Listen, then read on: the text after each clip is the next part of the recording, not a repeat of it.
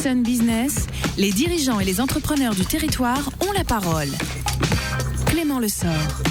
Tout est dit, 7h42, vous êtes sur Sun, nous sommes le mardi, nous allons donc nous tourner effectivement vers Clément pour ce nouveau numéro de l'interview Sun Business. Et aujourd'hui, nous allons donc parler de la Samoa avec ton invité de ce matin.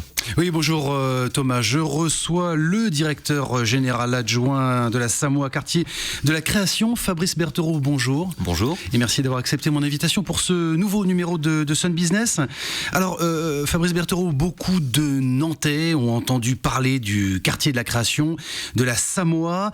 Pas toujours très évident de vous identifier, de vous connaître. Est-ce que vous manquez encore de communication ou vous souffrez peut-être d'un manque de lisibilité ? Merci pour cette question, Clément. En fait, le projet du quartier de la création est un projet qui est encore jeune, puisque derrière le projet du quartier de la création, en fait, ce sont deux réalités.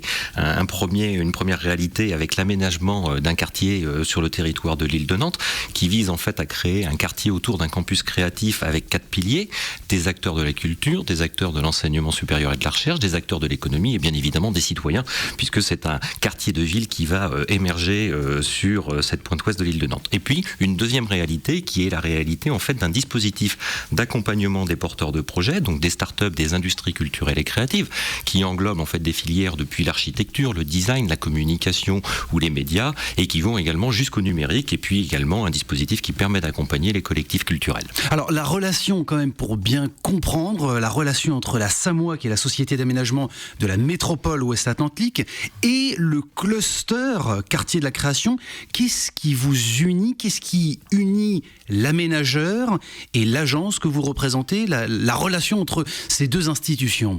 En fait, la Samoa a deux métiers. Premier métier, c'est celui d'aménager, de transformer le territoire de l'île de Nantes, qui est un territoire en fait qui fait 315 hectares, et sur les 315 hectares, on a environ 115 hectares qui sont à réinventer, réaménager, et notamment qui accueilleront des équipements structurants. Aujourd'hui, le campus créatif autour du quartier de la création. Hier, le palais de justice qui était venu s'implanter sur la rive nord de l'île de Nantes, et puis demain le projet du CHU. Et puis dans le cadre du projet urbain, il y a un projet qui a émergé qui est celui du quartier de la création, avec l'effervescence en fait de nouvelles filières d'activité très dynamiques en termes d'emploi, très dynamiques en termes de création d'entreprises et d'innovation, et qui nous permettent en fait de venir réinventer, réenchanter un certain nombre de modèles d'usage autour de la ville, et de pouvoir travailler à l'accompagnement à la fois d'un projet urbain qui fait émerger une ville avec des caractéristiques aimables, durables, où il fait bon vivre et où il fait bon travailler, et puis de pouvoir accompagner l'émergence de nouvelles structures et de nouvelles entreprises. Depuis 2011, Fabrice Berthereau, la Samoa a reçu un nouveau mandat de la métropole nantaise pour animer le réseau des industries créatives, vous le disiez, sur le territoire. C'est un outil économique ou avant tout politique que vous dirigez? Alors, c'est un outil économique au service d'un projet politique et d'une ambition d'un territoire, avec 4 missions. Une mission qui est d'animer le quartier de la création et d'animer les filières des industries culturelles et créatives. Une mission qui est d'aménager le territoire et de faire émerger un campus créatif autour de l'université de Nantes, de l'école de design, de l'école d'architecture. Un métier qui vise à accompagner les porteurs de projets dans toutes les phases de leur développement, depuis les phases anté-création jusqu'aux phases de développement, soit sur les marchés nationaux, soit sur les marchés internationaux, et puis qui nous permet, et ça c'est la spécificité de la Samoa en tant qu'aménageur et développeur économique, qui nous permet d'expérimenter in situ sur le territoire un certain nombre d'innovations. Vous parliez là justement d'accompagnement des projets. Je voudrais qu'on s'intéresse à ce sujet. Sur quel niveau de maturité vous vous intéressez? Quel est le niveau de maturité de ces projets? Ce sont des projets naissants ou déjà structurés, consolidés? Alors, l'accompagnement renvoie en fait à deux propositions d'offres de services. Une première proposition en fait qui est d'émerger des entreprises en proposant des surfaces de bureaux, d'ateliers ou de lieux d'expérimentation à des prix de l'ordre de 150 € le mètre carré pour un bureau, 150 € TTC pour le prix à l'année en fait. La deuxième spécificité de notre offre est d'avoir un dispositif de diagnostic, d'accompagnement et de conseil pour mettre en relation les entreprises entreprises, soit dans les phases de création d'activités, et là on est sur des phases de diagnostic ou de mise en relation avec les réseaux de type la maison de la création d'entreprise, ou dans les phases de développement, où là on va pouvoir travailler sur les notions de business plan, de business model, et de travailler également sur des process qui vont nous permettre d'aider à rechercher des financements pour les entreprises. Dans quel secteur, domaine d'activité, Fabrice Berthereau, se situent vos porteurs de projets ? À quoi ils ressemblent ces projets-là, ces porteurs de projets ? Alors la première spécificité, c'est que nos porteurs de projets sont relativement jeunes, c'est-à-dire qu'on a autour de nous quand même une majorité de jeunes start-upers qui viennent tenter leur chance sur la création d'entreprises. La deuxième spécificité, c'est qu'on a bien évidemment parmi les 12 filières d'activité qu'on accompagne, des filières qui sont prépondérantes. Aujourd'hui, on pourrait citer le design, qui est quand même une filière très émergente et très très dynamique, et qui, sur le territoire de la métropole nantaise, est entraînée par la dynamique de l'école de design. On a également toutes les startups qui sont autour du numérique et qui travaillent avec nous sur des projets à caractère transdisciplinaire. Donc on pourrait citer un certain nombre de projets qu'on a accompagnés. On pourrait saluer par exemple la société Rosemood, qui fait des faire-part de naissance et qui est implantée dans le cœur du quartier de la création, ou une société comme Thermite Factory, qui est à l'interface entre l'édition numérique, également le studio de production et le studio d'animation.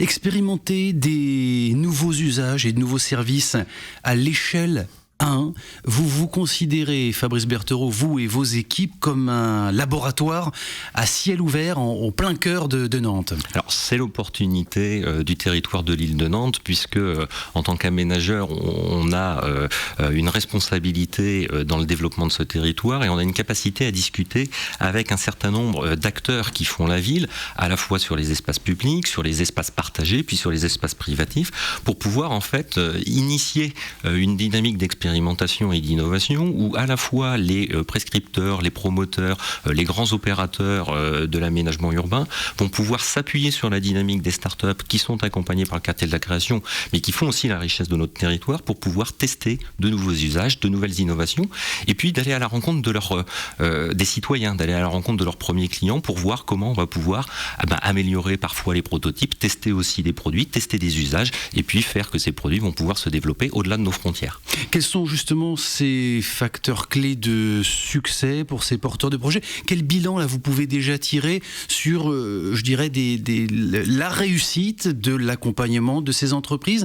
Il y a un pourcentage de ces porteurs de projets qui arrivent à maturité et en phase de développement satisfaisant, je dirais.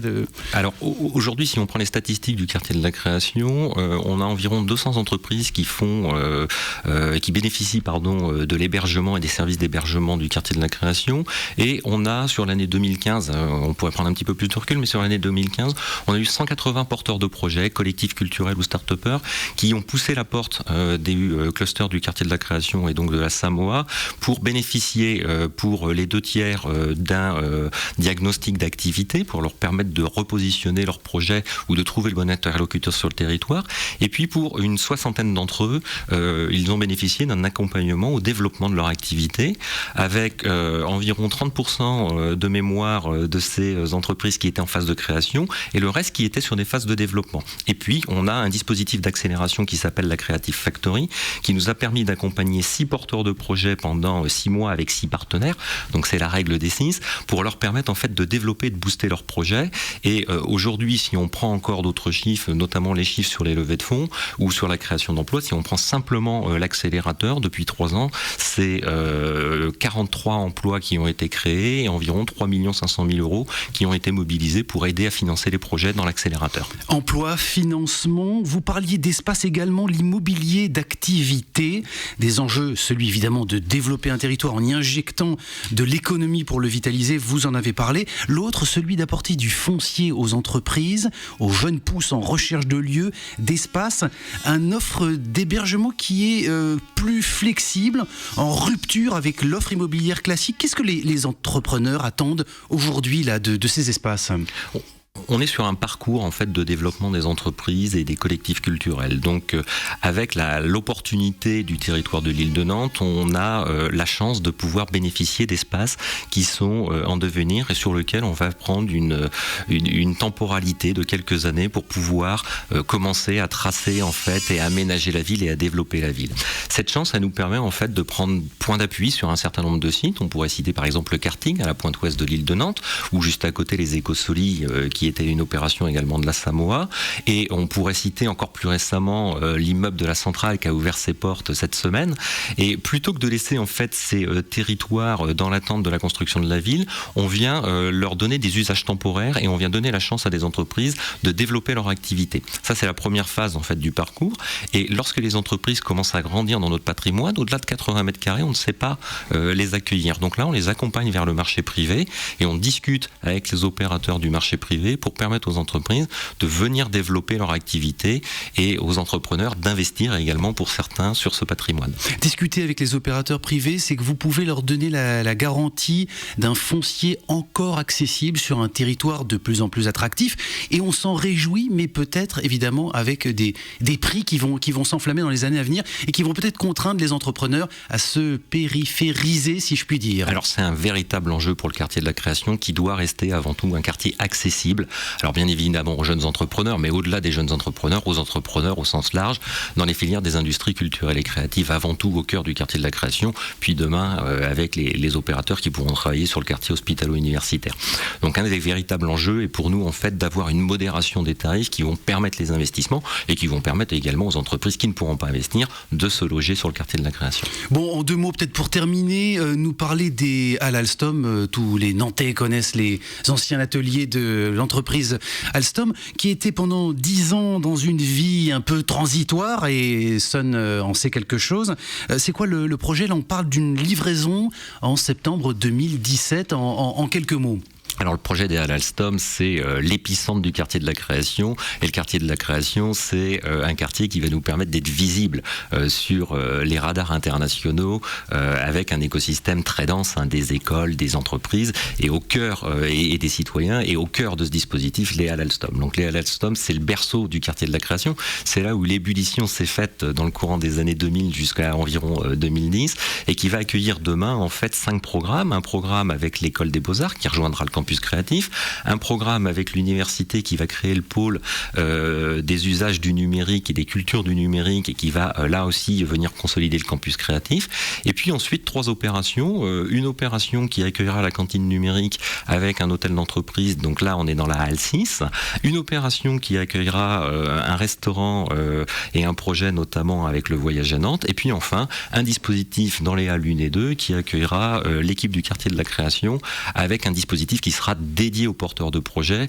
et qui nous permettra à la fois de les accompagner, de faire du prototypage rapide, de faire de l'idéation et bien évidemment de faire de la valorisation.